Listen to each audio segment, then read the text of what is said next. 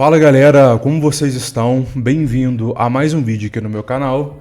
E no vídeo de hoje eu quero falar um pouco sobre microserviços, comunicação síncrona, comunicação assíncrona e falar um pouco sobre mensageria utilizando o RabbitMQ. Eu acredito que esse será um dos vídeos mais preciosos no qual eu já gravei neste canal. Vai abrir muito sua mente, vai te ajudar bastante, vai te ajudar a desenvolver os seus projetos, vai te ajudar num processo seletivo quando você for questionado. Então fica comigo, acho que o vídeo vai ser sim um pouco mais longo, mas aqui eu procuro trazer conteúdo de qualidade. Bom, eu já queria, já indo direto ao assunto, à explicação e coisas do tipo, eu já queria aqui mostrar na minha tela, estou utilizando aqui o Draw.io para poder estar demonstrando aqui para vocês como que é uma aplicação monolítica, como é um monolito, para que então eu possa falar a diferença do monolito para o microserviço. Então, no monolito, você teria um e-commerce, por exemplo, e este e-commerce, ele funciona da seguinte forma.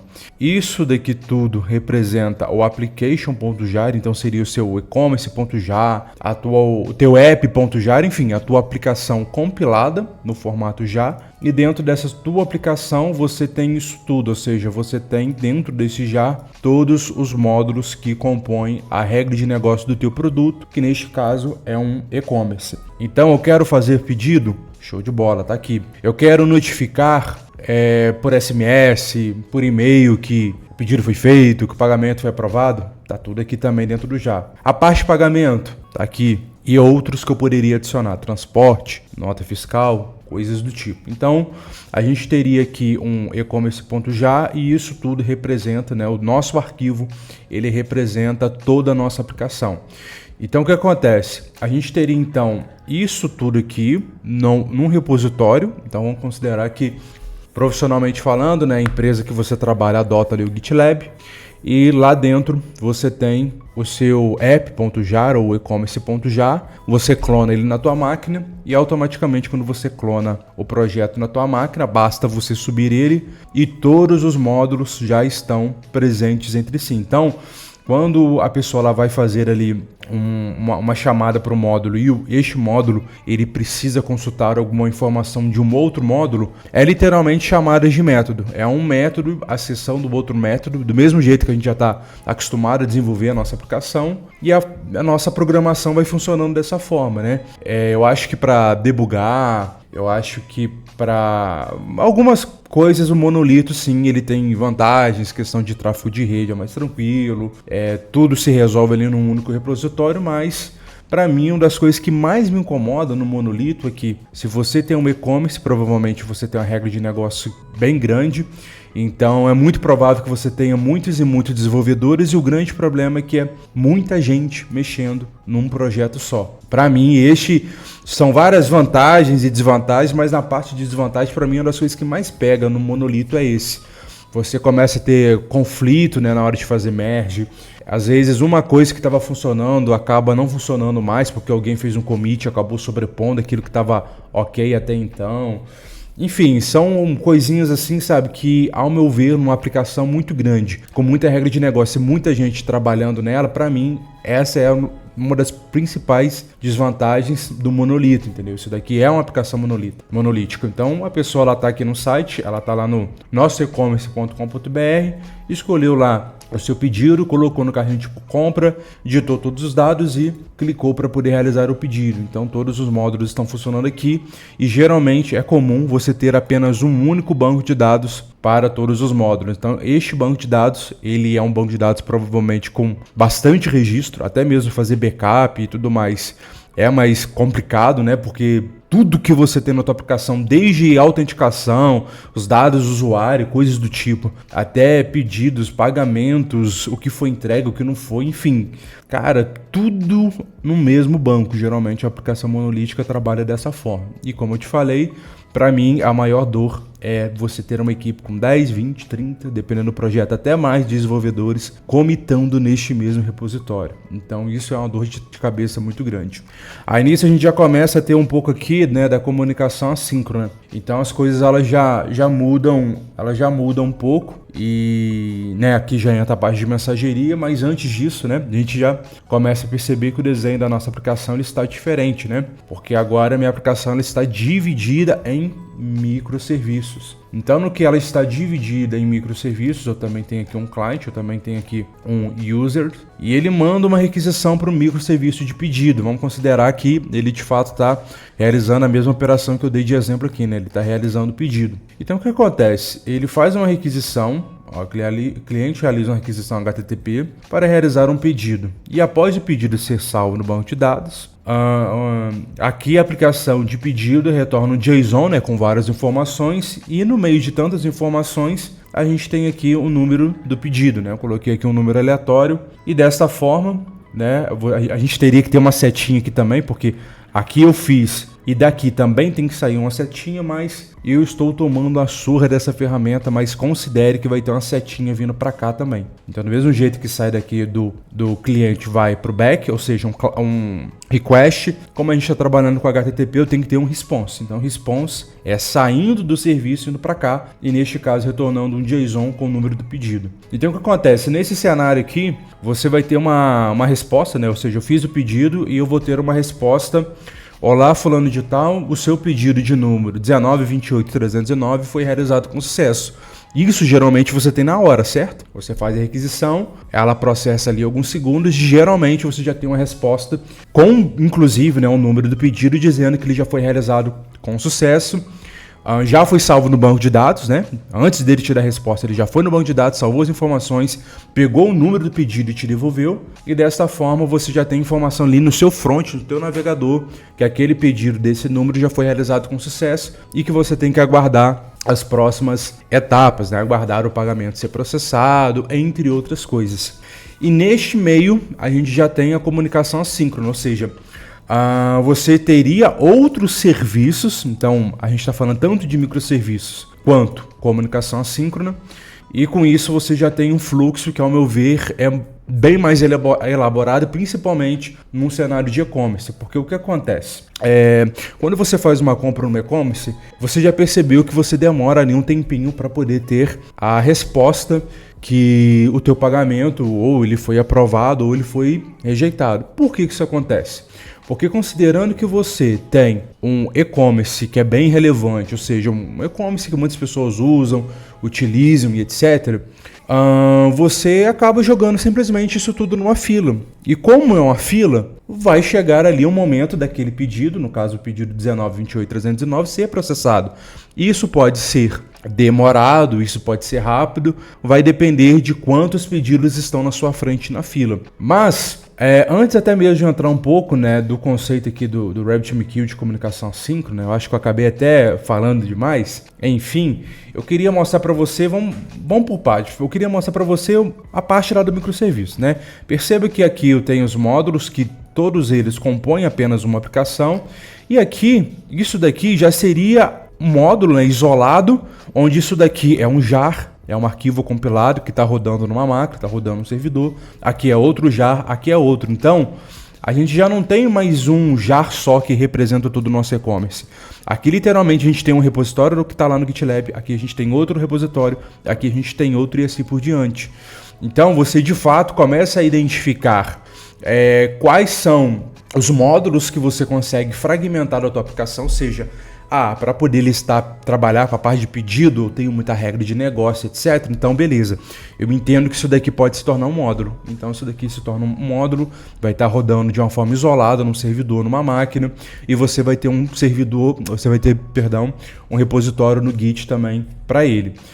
Mas a parte de pagamento, será que faz sentido colocar regra de negócio em pedido? Regra de negócio de pagamento em pedido? Ainda mais pagamento, né? Pode ser Pix, cartão de crédito, cartão de débito, carnê, enfim. Poxa, uma regra de negócio muito grande, é um módulo muito grande, muito robusto. Se fosse coisinhas pequenas, talvez você até podia, né, se adaptar em algum outro aqui, mas módulo de pagamento ele é um módulo muito delicado e com muita regra de negócio. Então vamos fazer o seguinte, vamos transformar isso daqui num microserviço. Então foi transformado num microserviço. E a parte de notificação? A mesma coisa. Quero ter regra para poder notificar SMS, notificar por e-mail, mandar ali um bootzinho no WhatsApp te atualizando sobre o status do pedido. Então esta é a ideia do microserviço, né, da arquitetura de microserviços. Tem desafios, claro, né? Para mim ganha vantagem na hora de você fazer as tarefas, que você pode definir uma squad, cada squad pode ficar responsável por microserviços, então diferente daqui, né, onde todos os devs vão commitar aqui nesse mesmo repositório, e isso dá muita margem para ter conflito.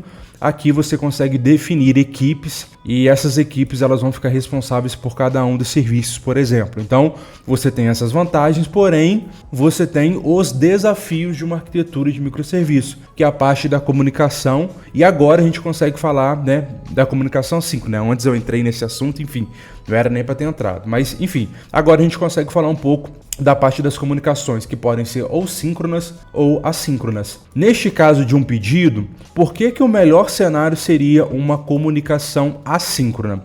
Eu respondo para vocês. Então vamos lá. O cliente ele realizou um pedido, ok? Ele realizou um pedido, bateu aqui no microserviço de pedido, foi no banco de dados, já foi tudo validado, tá tudo certinho, tem o produto, tá tudo certinho. O pedido ele pode ser realizado, então salvei, retornei esse número do pedido e você no seu front, no navegador, lá na aplicação, você recebeu. Olá, front tal, seu pedido foi realizado com sucesso.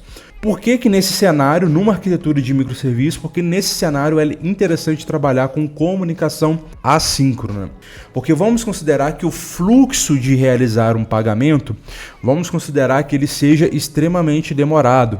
Então, se você tem um fluxo que é demorado, e pode ser que para processar um pagamento demore 1 minuto, 2 minutos ou até mais, imagina o seu cliente que está lá no seu e-commerce, que clicou lá em finalizar a compra, imagina ele aguardando 1 minuto, o loadzinho carregando, 2 minutos, 3 minutos. A chance dele até achar que deu algum bug, atualizar a página e mandar de novo a requisição e dar algum conflito, e às vezes a idempotência não foi implementada corretamente, entre outros fatores, isso daqui pode sim gerar um grande gargalo na aplicação, entre outros problemas. Então, por isso que nós trabalhamos com comunicação assíncrona. O que seria essa comunicação assíncrona?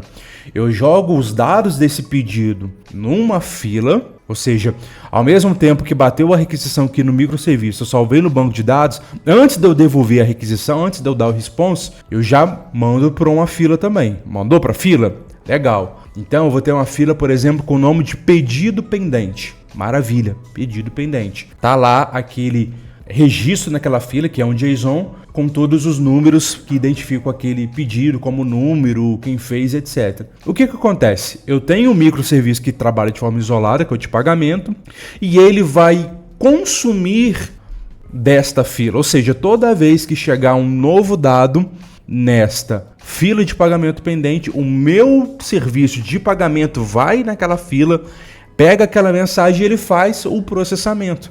Então, por isso que nesse cenário de e-commerce é muito comum a gente utilizar a comunicação assíncrona, porque dessa forma você não fica travando o seu cliente, aquele que está acessando lá o seu sistema, aquele que está lá no navegador, na paginazinha web, a gente não fica travando ele de esperar tudo acontecer de imediato. Não, você não quer isso. Você quer que ele já tenha uma resposta para que ele possa ficar tranquilo que o pedido já foi realizado, e daqui 10, 15, 20 minutos, ou até mesmo horas, porque a gente está numa Black Friday, a gente pode ter talvez muitos pagamentos sendo realizados ao mesmo tempo, mas pelo menos em seguida, seja 1 hora depois ou 10 horas depois, pelo menos ele vai ter a resposta. É só ele realmente ir aguardando, e ao mesmo tempo você tem um microserviço de notificação que também pode notificar ele, olha, a gente está processando seu pagamento, olha, foi aprovado, não foi aprovado, enfim.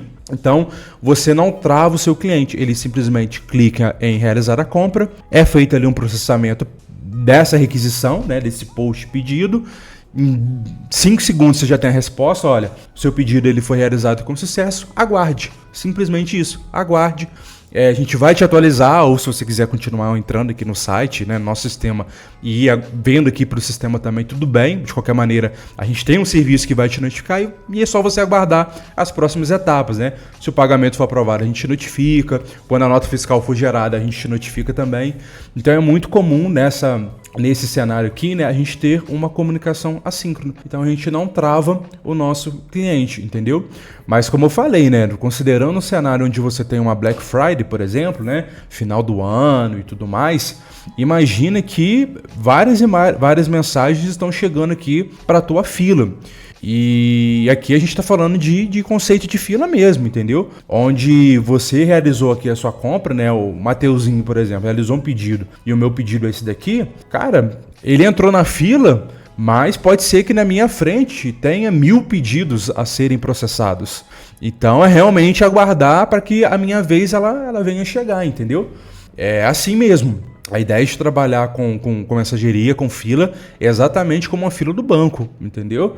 Onde a gente tem ali o 5º dia útil, né, o dia de pagamento, um momento em que você tem uma fila maior. Então, se o banco abriu ali as portas 9 horas da manhã, por exemplo, 10 horas da manhã, e você chegou 1 hora depois, em período de auxílio emergencial, que nem estava lá na pandemia, em que, vamos supor, tinha um calendário lá liberado e todo mundo estava aguardando chegar aquele dia, meu amigo, tu vai chegar e vai pegar uma fila danada, e até você ser atendido e fazer o que tem que fazer, né?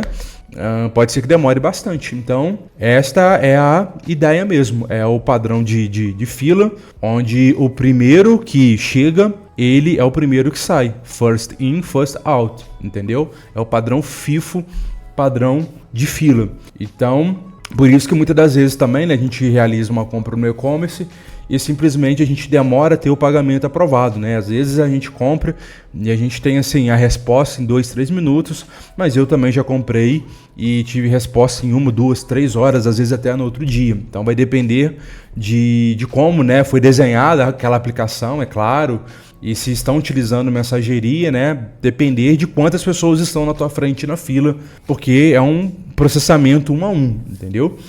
Então, eu acho que esse é um simples overview e, ao mesmo tempo, eu queria dar até um exemplo também, né, da comunicação síncrona, né, como seria a comunicação síncrona.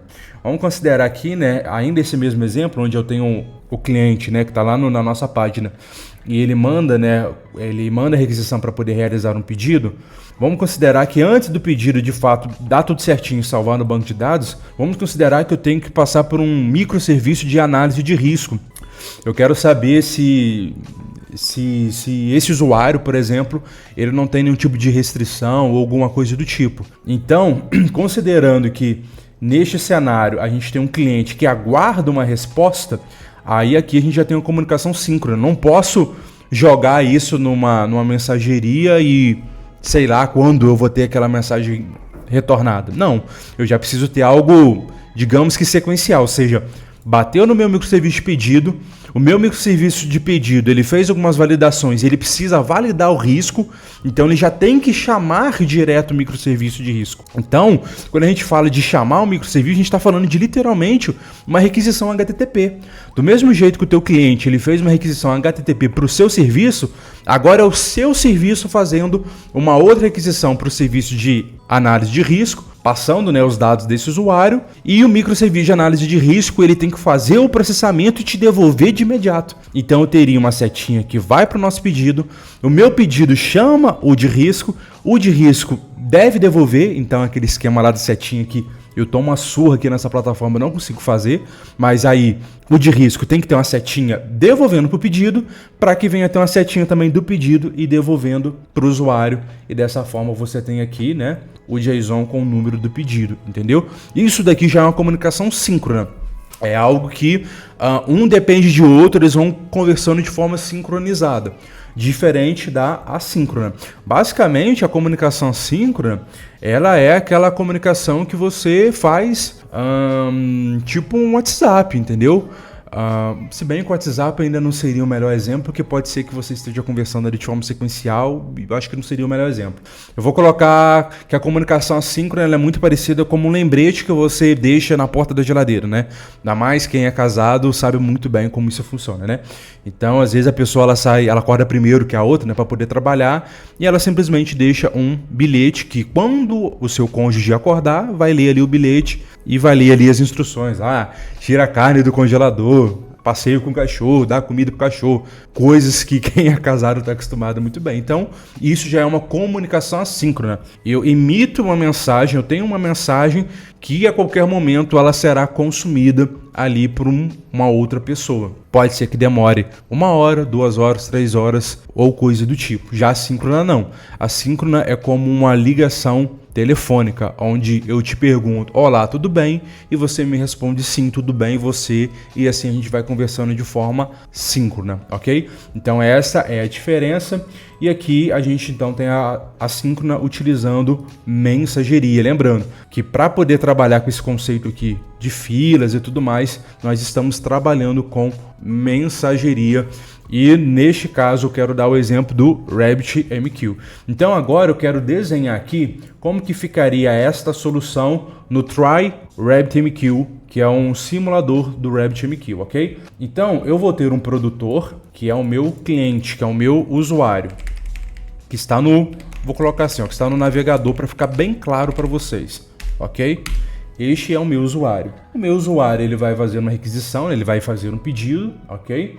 E no que ele fizer um pedido, do pedido ele vai pegar os dados daquele usuário e simplesmente jogar para uma exchange, e uma exchange vai direcionar para as filas. Então eu vou ter uma exchange aqui do tipo fanout, e eu vou chamar de pedido pendente.ex. Esse ex aqui seria de exchange, ok? Então tem um usuário, o usuário vai publicar algo numa fila, mas no RabbitMQ nada é publicado direto na fila, sempre passa por uma exchange. Então esta é a minha exchange, e com isso eu tenho 2 filas. Eu posso ter uma fila aqui, de pedido pagamento pendente para o microserviço de pagamento, que é o qual que vai processar, e ao mesmo tempo posso ter aqui o de notificação, no qual você vai receber um e-mail falando, olha, seu pedido foi realizado e o pagamento está pendente, por exemplo.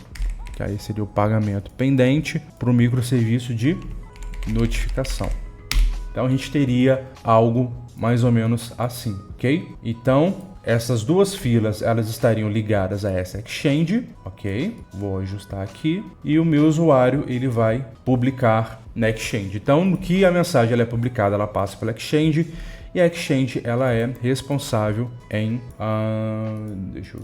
ela é responsável em direcionar para as filas, ok? Deixa eu verificar aqui, que eu acho que deu uma travada, ok. Cadê aqui meu producer? O que eu não estou conseguindo? Que tá travado? Acho que deu uma travada aqui, não deu, galera? Producer, essa aqui é meu producer. Deixa eu ver, deu uma travada.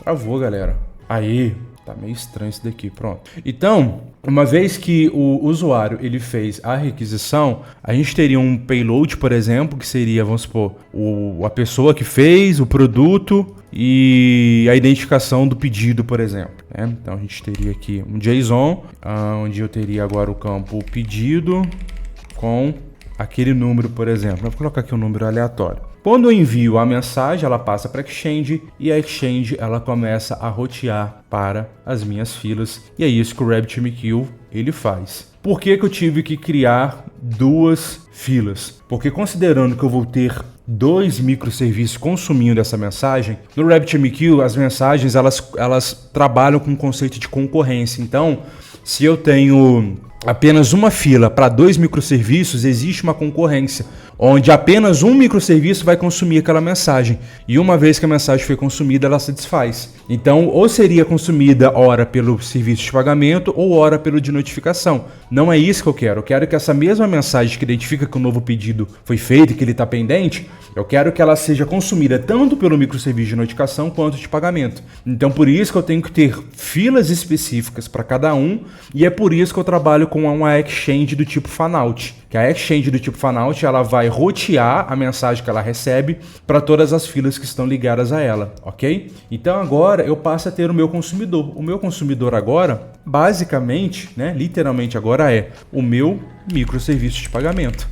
Então, olha só o que acontece. Na hora que eu ligo o meu microserviço de pagamento com a mensagem, olha só, eu estou consumindo todas as mensagens da fila, e aqui eu tenho todas as mensagens, ó. Tá vendo? Um log aqui das mensagens que eu consumi. Então eu consumi todas as mensagens, e dentro desse microserviço eu fiz toda a análise.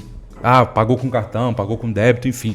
Fiz toda a análise que compete apenas ao microserviço de pagamento. Aqui no pagamento é um microserviço, como expliquei, é um repositório isolado, tudo isolado. Aqui eu só lido com pagamento, não tem nada de nota fiscal, coisa do tipo. Aqui é exclusivo de pagamento. Então, na hora que eu liguei o meu microserviço, como ele está escutando, ouvindo tudo que está chegando aqui nesta fila, no que ele ficou ativo, ele começa a receber as mensagens na fila, ok? Olha só que coisa bacana. E perceba que o microserviço de notificação, ele está com as 4 mensagens ainda. É uma fila que até então ninguém consumiu, porém, no que eu crio aqui o meu microserviço de notificação, e eu ligo ele, eu começo a consumir aqui também, tá vendo? Olha lá. Agora minha fila também está zerada e basicamente eu tenho um sisteminha, uma arquiteturazinha que já é baseada em mensageria, em comunicação assíncrona, e eu acho que deu para vocês compreenderem, beleza? Então agora, é porque tá travando aqui, ó, tô tentando dar um clique, deixa eu tentar publicar agora mais a mensagem, tá travando um pouco, mas uma hora vai, que eu quero publicar agora de novo direto. Tá meio travado aqui, tá difícil, não lembro o que eu fiz na outra não. Deixa eu ver aqui, se eu falo. Não tô nem conseguindo. Deixa eu ver aqui. Tá travado, o site bugou. Mas enfim, eu queria publicar aqui, que vocês iam ver em tempo real, que ia pra Exchange, a Exchange ia rotear a mensagem para as duas filas que estão ligadas a ela, então eu ia rotear de imediato para as duas, e como o meu serviço está ligado, os dois também vão receber de forma simultânea a mensagem, porém escutando, né, de filas diferentes, porque como eu expliquei, no RabbitMQ existe uma concorrência, né? Então é por isso que você trabalha com filas específicas para cada consumidor, para cada serviço consumidor, para que um não venha consumir a sua mensagem e você ficar sem, ok? Mas basicamente é isso, acho que já deu para dar um overview legal. Aqui eu tenho um pouco do meu curso. O meu curso, ele aborda, né, conceitos de mensageria do RabbitMQ. Então aqui eu tenho o Rabbit Listener, ou seja, tudo que está chegando desta minha fila, tá vendo? Eu coloquei essa minha fila como um property, né? Então tá aqui. Então tudo que vem desta minha fila com este nome, eu estou escutando, e por debaixo dos panos, né, a gente até configura para que o nosso projeto ele já possa fazer, né, a transformação, né, daquele JSON que está lá para um objeto proposto. Então aqui, quando eu recebo algo de novo que vem lá da fila, meu Rabbit pega, e quando cai aqui no meu método, por exemplo, ele já tem aqui literalmente aquele JSON mapeado num objeto proposta, e aqui eu vou seguindo todo o fluxo, entendeu? Bom, este é um simples vídeo me ensinando um pouco aí de síncrono, assíncrono, mensageria, e eu também queria deixar aqui, cadê o Ed? Queria deixar aqui a recomendação para vocês, né? Então, este é o meu curso de mensageria.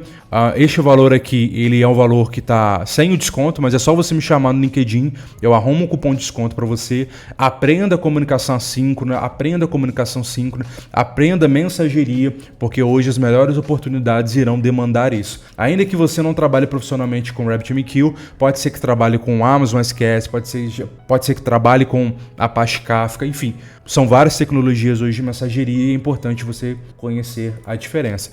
E só mais uma coisa. Aqui na comunicação assíncrona, quando a gente chama um serviço e ele precisa de outro, imagina se esse microserviço de risco ele está offline e eu preciso devolver uma resposta aqui pro meu cliente. Então, para você ver que tudo tem desafios. Então aqui a gente já tem que pensar em circuit break, a gente tem que pensar em retry. Às vezes esse microserviço ele foi reiniciado, então ele está reinicializando, e é só eu tentar mais uma vez. Então posso colocar um retry, e eu vou colocando, né, um tempo exponencial. Tenta 3 vezes, mas na segunda já aguarda um tempo maior para poder tentar, e na terceira tenta um tempo ainda maior. Então isso é um mecanismo de retry, tem um mecanismo de circuit break, enfim, são várias tecnologias, mas eu não vou abordar isso. Mas enfim, estude, porque as melhores oportunidades nas melhores empresas você vai precisar conhecer disso, beleza? Adquira o meu curso, tenho certeza que você vai gostar bastante. Arruma um cupom de desconto para você, e eu vejo você aí no próximo vídeo. Valeu, galera, um grande abraço, fui!